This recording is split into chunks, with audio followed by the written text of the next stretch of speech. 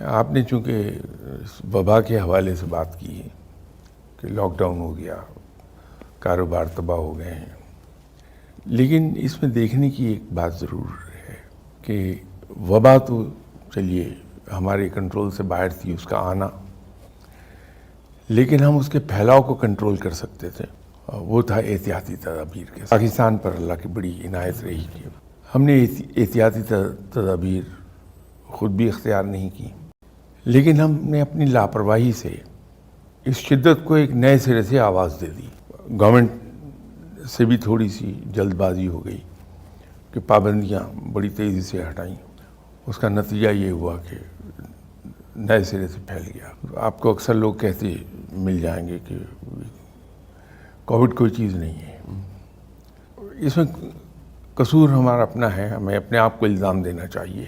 دیکھیے زندگی نام ہے اونچ نیچ کا، اپس اینڈ ڈاؤنز آتے ہیں، نشیب و فراز ضرور آئیں گے. ان کو اگر ہم زندگی کا حصہ تسلیم کر لیں تو زندگی ہمارے لیے بڑی آسان ہو جاتی ہے. ملک کے معاملات بھی ایسے ہیں، نشیب و فراز آتے رہیں گے. ہم اللہ تعالیٰ کے فضل و کرم سے، اس کی مہربانی سے کل کو بہت بلندی پر چلا جاتا ہمارا ملک.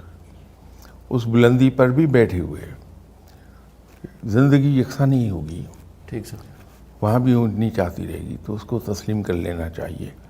تو یہ امید قائم رہتی ہے.